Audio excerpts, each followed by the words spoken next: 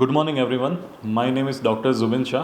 I am a consultant neurologist and epileptologist at SGVP Holistic Hospital. આજે આપણે બે main topic ઉપર discuss કરીશું. એક છે ડ્રગ રેઝિસ્ટન્સ એપિલેપ્સી અને બીજું જે છે પ્રી સર્જિકલ ઇવેલ્યુએશન.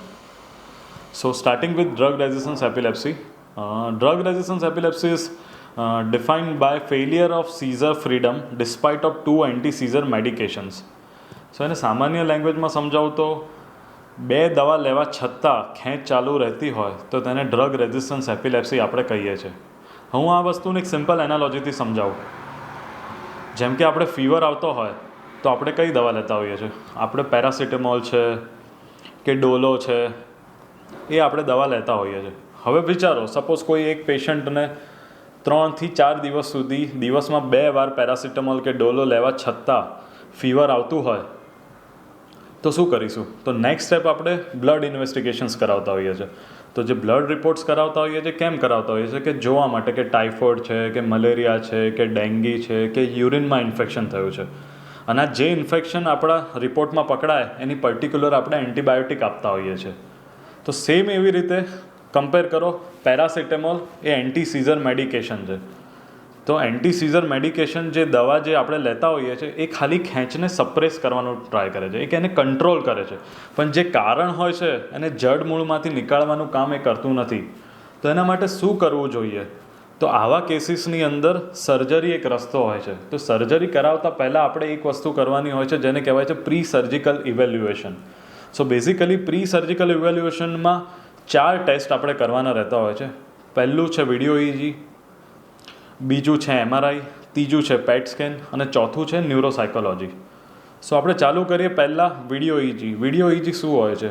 વિડીયો ઇજીમાં પેશન્ટના આપણે અહીંયા આગળ સ્કાલ્પ ઉપર ઇલેક્ટ્રોડ પ્લેસ કરતા હોઈએ છીએ જે રૂટીન ઇજીમાં હોય છે, પ્લસ એની સામે વિડીયો કેમેરા મૂકેલો હોય છે. તો વિડીયો કેમેરાની અંદર આપણે ખેંચ રેકોર્ડ કરતા હોઈએ છીએ અને જે સ્કાલ્પ ઉપર કે જે માથામાં આપણે ઇલેક્ટ્રોડ્સ લગાડેલા હોય છે એનાથી આપણે એના બ્રેન વેવ્સ રેકોર્ડ કરતા હોઈએ છીએ. તો ક્લિનિકલી અને ઇલેક્ટ્રિકલી આ બંને વસ્તુને આપણે કોરિલેટ કરીને આપણે જોઈએ છે કે મગજના કયા ભાગમાંથી આપણી ખેંચ ચાલુ થઈ છે. આ વિડીયો ઇજી એ લોંગ ટર્મ વિડીયો ઇજી હોય છે. 24 કલાક, 48 કલાક, 72 કલાક સુધી ચાલે છે. બીજી જે તપાસ છે MRI છે, MRI બ્રેન છે. એ રૂટીન MRI બ્રેન કરતાં અલગ છે. એને કહેવાય છે MRI brain epilepsy surgical protocol. તેમાં પર્ટિક્યુલર ડિફરન્ટ આપણા સ્પેસિફિક સિક્વન્સીસ લેવાના હોય છે. એ બીજો ટેસ્ટ છે. ત્રીજો જે છે પેટ સ્કેન છે. પેટ સ્કેનને સાદી ભાષામાં સમજાવું તો આપણા બ્લડની અંદર એક ડાઈ ઇન્જેક્ટ કરતા હોય છે. ડાઈમાં ગ્લુકોઝ હોય છે.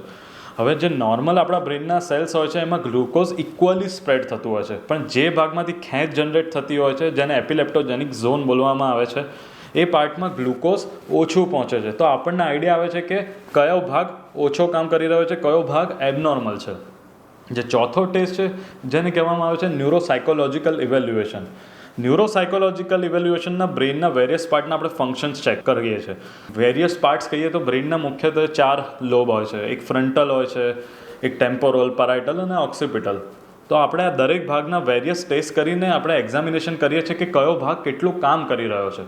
તો આ 4 ટેસ્ટ કર્યા પછી એક હાઇપોથેસિસ જનરેટ કરીએ છીએ. એક આપણે તારણ નીકાળીએ છીએ કે મગજના આ ભાગમાંથી આપણે ખેંચ જનરેટ થઈ રહી છે અને એ ભાગને આપણે સર્જરી કરીને રિમૂવ કરી શક્યા હોય છે. અને સર્જરી કર્યા પછી ધીમે ધીમે 1 થી 1.5 વર્ષની અંદર આપણે એમની પેશન્ટની દવા બંધ કરી દેતા હોઈએ છીએ અને પેશન્ટ કમ્પ્લીટલી સીઝર ફ્રી થતું હોય છે. આ સર્જરીના પણ વેરિયસ ટાઈપ્સ હોય છે અને કયા સર્જરીનો કેટલો સક્સેસ રેટ હોય છે એ બધું જ એ પેશન્ટની એપિલેપ્સીના ટાઈપ ઉપર ડિપેન્ડ કરે છે. Thank you. SGVP holistic hospital, allopathy, Ayurveda एवं योग.